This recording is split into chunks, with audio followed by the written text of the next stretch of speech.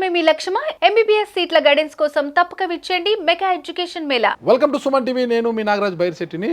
రాజకీయాల్లోకి వచ్చిన తర్వాత అంటే ప్రమాణ స్వీకారం తర్వాత 2 నెలల విరామం తర్వాతే సినిమా సెట్లలోకి వెళ్తానని ఆ రోజు పవన్ కళ్యాణ్ గారు ప్రకటించారు. ప్రకటించిన మేరకే ఈ నెల మళ్ళీ హరిహర వీరమ్మల్లు షెడ్యూల్లోకి వెళ్ళబోతున్నారు. త్వరలోనే మళ్ళా కూడా అది ప్రారంభం కాబోతోంది హరిహర వీరమల్లు. అసలు చెప్పిన మాట అంటే ఇప్పుడు రాజకీయాల్లో బిజీగా ఉన్న పవన్ కళ్యాణ్ గారు, మంత్రి పవన్ కళ్యాణ్ గారు మరి సినిమాల్లో ఎలా రాణించబోతున్నారు, రెండింటిని ఎలా బ్యాలెన్స్ చేయబోతున్నారు ఏంటి అని తెలుసుకోవడానికి ఈరోజు మనతో ఉన్న పొలిటికల్ అనలిస్ట్ చందు శ్రీనివాస్ గారు. నమస్తే శ్రీనివాస్ గారు. నమస్కారం నాగరాజ్ గారు. పవన్ కళ్యాణ్ గారు ప్రకటించారనమాట, ఒక 2 నెలలు విరామం, ఫస్ట్ రాజకీయాలు చూసుకోవాలి, నేను ఇక్కడ చూసుకునేది మంచి చెడ్డ మొత్తం ప్రక్షాళన చేయాలి, ఒక మంచి పరిపాలన తీసుకురావాలి, నేను మాట ఇచ్చాను ఏపీ ప్రజలకి, తర్వాతే సినిమాలకు వస్తానన్న విధంగా 2 నెలల పాటు అసలు అకుంఠిత దీక్షతో ఆయన వారాహి అమ్మ దీక్ష కూడా చేశారు కదా ఆయన. ఆ దీక్ష అయిపోయింది. అసలు ఇప్పటికే శాఖలో చాలా ప్రక్షాళన కూడా చేశారు. ఇచ్చిన మాట ప్రకారమే హరిహర వీరమల్లు సినిమాకు కూడా త్వరలోనే ఆయన మళ్ళా షెడ్యూల్ ఖరారు అయింది, కూడా త్వరలో వెళ్ళబోతున్నారు అక్కడికి. ఏంటి అసలు ఎలా 2 బేరీస్ చేయబోతున్నారు ఆయన? డెఫినెట్గా మీరు అన్నట్టు ఒక సినిమా నటుడు రాజకీయాల్లో సక్సెస్ కాలేరని చెప్పి చాలా మంది విమర్శించారు. సినిమాలో రాజకీయాలు అది రంగుల ప్రపంచము, అది రంగుల ప్రపంచం. ఆ రంగుల ప్రపంచం నుంచి వచ్చిన ఎంజీఆర్, జయలలిత, ఎన్టీ రామారావు గారు అందరూ సక్సెస్ అయ్యారు. కాబట్టి పవన్ కళ్యాణ్ గారికి అయితే తక్కువ. ఆయన విమర్శించిన వాళ్ళు కూడా ఇప్పుడు ప్రశంసిస్తున్నారు. సినిమాలు రాజకీయాలు 2 బ్యాలెన్స్ చేసుకొని ఈరోజు ప్రజలు మనల్ని పొందగలుగుతున్నాడంటే, ప్రపంచవ్యాప్తంగా అభిమానం పొందగలుగుతున్నాడంటే గ్రేటే కదండి. ఆ విధంగా 2 బ్యాలెన్స్ చేసుకునే క్రమంలో సినిమాని ప్రేమించే అభిమానులు సినిమాలకు దూరం అయితే బాధ ఉంటుంది. కానీ 3 సినిమాలు ఒప్పుకున్నాడు కాబట్టి ఈ 3 సినిమాలు మాత్రం డెఫినెట్గా పూర్తి చేస్తాను అన్నాడు.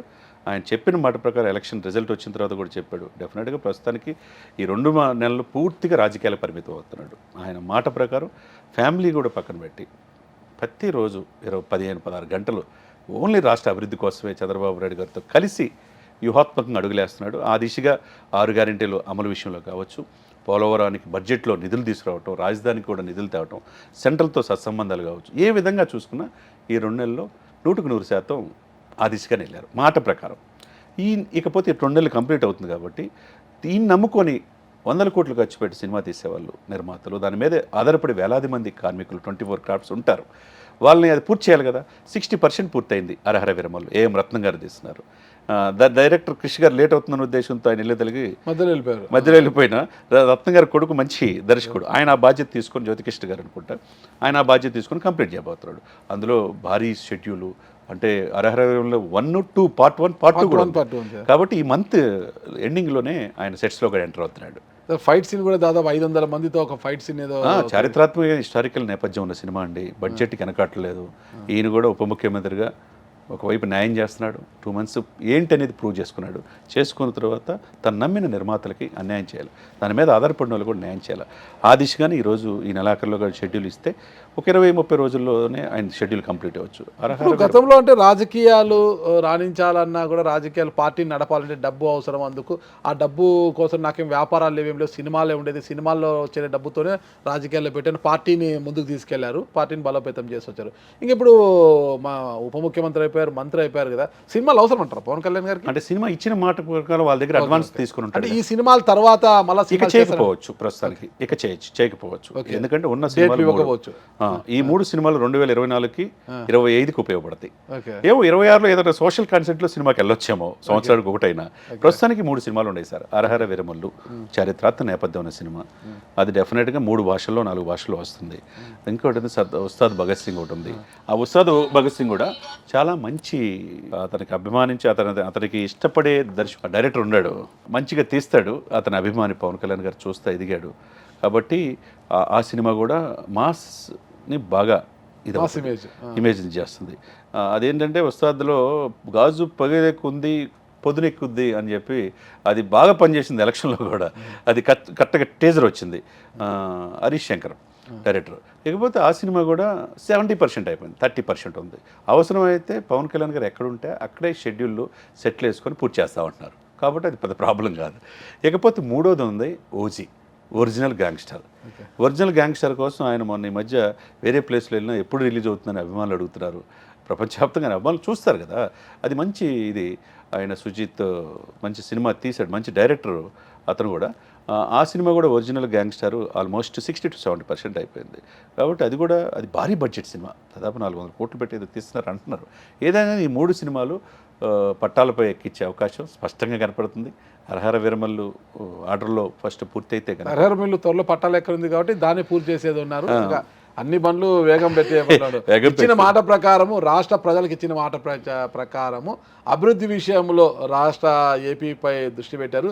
సినిమా రంగానికి సంబంధించి సినిమా ప్రేక్షకుల కోసం కావచ్చు, సినిమా ప్రొడ్యూసర్లు డైరెక్టర్లకు ఇచ్చిన మాట ప్రకారము మాట పోకుండా ఈ రంగానికి కూడా మేలు చేసే విధంగా పవన్ కళ్యాణ్ గారు ప్యారలల్గా అడుగులు వేస్తున్నారు అనుకోవచ్చు. అంతే కదా. ఇటు పవర్ స్టార్ సినిమాలకి న్యాయం చేస్తున్నాడు, ఇటు political star, not only Andhra Telangana, national లెవెల్లో రాజకీయాలని శాసించే పరిస్థితికి వచ్చాడు. అంటే చూడండి, ఇప్పుడు యోగి గారికి ఎంత ఫాలోఅప్ ఉందో అదే రేంజ్లో దక్షిణ భారతదేశంలో పవన్ కళ్యాణ్ అంటే తెలియని వాళ్ళు ఎవరు లేరు. అంటే రాజకీయాల్లో కూడా ఆ విధంగా సక్సెస్ అయ్యాడు. అంటే తను ఎంచుకున్న మార్గం రెండు కూడా ఎక్కడ డివేట్ కావట్లా, అభిమానులు ఎక్కడ అసంతృప్తిలో లేరు. చేస్తాడు ముందు అభివృద్ధి కోసం. 2 నెలలు చూశాడు, సక్సెస్ అయ్యారు. కాబట్టి సినిమాలు మాట ఇచ్చాడు, మాట ప్రకారం 3 సినిమాలు కూడా పూర్తి చేయాలి. ఏం రత్నం గారు పవన్ కళ్యాణ్ గారితో ఎందుకు ఎంచుకున్నారు సినిమాకి? ఏం రత్నం గారు మొదటి నుంచి కూడా అండి పవన్ కళ్యాణ్ గారు అంటే బాగా ఇష్టం. ఆ మెగా ఫ్యామిలీ అంటే ఆయనతో బాగా ఇష్టం. ఆ సినిమాలు ఫ్యామిలీ చాలా దగ్గరగా ఉంటారు, దగ్గరగా ఉంటాడు. ఆయన కూడా కాపు సమాజ వర్గం వారని అది అఫ్ కోర్స్ మేబీ ఉండొచ్చు. ఏదైతే ఉన్నా కానండి ఇక్కడ అనేక మంది కాపు సమాజ వర్గంతో పాటు మినిమం మ్యాక్సిమం గ్యారంటీ మెగా ఫ్యామిలీతో తీస్తే అని కమ్మవారంతా కూడా నిర్మాతలుగా తీస్తున్నారు కదా, వాళ్ళు బెనిఫిట్ అవుతున్నారు కదా. ఇక ఏదైనా అది మనలో ఉండాలి సార్. మెగా ఫ్యామిలీ నుంచి 8 మంది ఎందుకు హీరోలు సక్సెస్ అవుతున్నారు, మిగతా వాళ్ళు ఎందుకు సక్సెస్ కాలేకపోతున్నారు? కష్టమేందో నేర్పుతాడు చిరంజీవి గారు. పచ్చని మెతుకులు ఎలా తినాలి, ఒళ్ళంతా ఎలా గొల్ల చేసుకోవాలి. ఈ రోజు కూడా 70 దాదాపు ఆయన వయసు ఎంత అండి? 65+ అనుకో, 68 తెలుసా. 67-68 సంవత్సరాల వయసులో కూడా ఉదయం నుంచి సాయం దాకా షూటింగ్లో ఉంటాడు సార్. ఎక్కడ సాటిస్ఫై కాకపోతే మళ్ళీ చేస్తాడు తప్పితే ఆ ఫైట్ల విషయంలో కానీ ఆ డ్యాన్స్ విషయంలో కావచ్చు ఏమాత్రం తేడా ఉందని మీరు అనుకుంటున్నారా? నేటి తరం యంగ్స్టర్స్ వేగం తగ్గింది, డాన్స్ లో స్మూత్నెస్ వచ్చింది, వేగం తగ్గింది. స్మార్ట్ స్మార్ట్ గా ఆ స్టెప్లు ఇంకెవరైనా ఆ స్టెప్పులు ఎవరు వేసినా అందంగా ఉండదు, అది ఆయనకే చెల్లు, ఎవరు వేసినా అంత అందంగా కనిపిస్తుంది ఉండదు కదండి. కాబట్టి ఏంటంటే ఆయన ఆ డాన్స్లో ఈజీనెస్, ఒక బ్రేక్ డాన్స్ కావచ్చు, ఒక బ్యాగీ ప్యాంట్స్ కావచ్చు, ఒక నటన కావచ్చు, అన్ని నవరసాలు పండించగల మెగాస్టార్. అన్ని డాన్స్ స్టెప్ బై పెంచుకుంటూ వచ్చాడు, చివరికి ఆగిపోయారు. ఆయన డాన్స్ తో ఆగిపోయింది. ఆయన అంతా ఆయన తప్పి. ఇప్పుడు మెగా చిరంజీవి గారిని ఎప్పుడు మహేష్ బాబుని ఆ ప్లేస్ మీరే భర్తీ చేయగలరని చాలా ఇంటర్వ్యూలు చెప్పేవాళ్ళు. నో ఆ ప్లేస్ ఫస్ట్ నెంబర్ 1 ఆయనే, లాస్ట్ నెంబర్ 1 కూడా ఆయనే, ఆ ప్లేస్ మేము భర్తీ చేయలేమన్నాడు. అంటే ఏంటి? కాబట్టి ఆ నటన ఆయనని మెగా ఫ్యామిలీతో పాటు ఆ సినిమాకి రామ్ చరణ్ అయినా తర్వాత వచ్చిన ఎవరైనా కానివ్వండి, ఒక సినిమాకి ఆయన లెగసీ. కష్టపడితేనే ఇండస్ట్రీలో ఉండగలరు. కరెక్ట్. దాని దగ్గర విషయం ఉంటేనే అవార్డ్స్ వస్తాయి, ఇది వస్తుంది, అంతే కదా, లేకపోతే ఉండవు కదా. ఒక పవన్ కళ్యాణ్ గారు ఇంతమందికి డేట్స్ ఇస్తున్నారు. పవన్ కళ్యాణ్ గారికి కావచ్చు, మెగా కుటుంబానికి ఒక హనుమంతుడిలా, ఒక భక్తుడిలా ఉండే బండ్ల గణేష్ గారికి పవన్ కళ్యాణ్ గారు డేట్ ఇప్పుడు ఇస్తారు, ఏమైనా ఐడియా ఉందా? ఇప్పుడు ఆయన కూడా రాజకీయాలు ఎక్కువ బిజీ అయిపోయాడు కదా సార్, తెలంగాణ రాష్ట్రంలో కాంగ్రెస్లో. మరి ఆయన రాజకీయాలు ఉన్నాడు కాబట్టి ఆయన రాజకీయాలు ఎదిగే క్రమంలో ఉన్నాడు. ఖాళీగా ఉన్నప్పుడు ఎప్పుడో ఈ 3 సినిమాలు అయిపోయి ఫ్యూచర్లో ఆయన అవకాశం ఇస్తే ఇవ్వచ్చేమో. బల్లన్నతో మరొక సినిమా కాంబినేషన్, పవర్ స్టార్. ఆయన జీవితంలో కోరిక నా దేవుడు అని అంటున్నాడు కాబట్టి ఎప్పుడు ఆయనకు దేవుడు, అది నా దేవుడు. ఈ 2-3 సంవత్సరాల తర్వాతే, ఎందుకంటే ఇచ్చిన కమిట్మెంట్ అయిపోవాలి కాబట్టి, రాష్ట్ర అభివృద్ధిని చూసుకోవాలి కాబట్టి, మేబీ ఉంటే కనుక 2026-27లో ఏమంటే ఉండొచ్చు, అవకాశం ఉండొచ్చు. ఓకే, చూద్దాం. ఇంకా పవన్ కళ్యాణ్ గారు 2 పడవల ప్రయాణం ఏ విధంగా సక్సెస్ కాబోతుంది, ఏంటి అసలు అటు ఏపీ ప్రజలకు ఇచ్చిన మాట, ఇటు సినీ రంగానికి ఇచ్చిన మాటను ఎలా నిలబెట్టుకుంటున్నారు అనేది కూడా అందరూ చూస్తున్నాము. భవిష్యత్తులో ఇలాంటి సక్సెస్ ఇంకా ఎన్నో సాధించాలని కోరుకుంటాం. థ్యాంక్ యూ శ్రీనివాస్ గారు, నమస్తే. Thank you.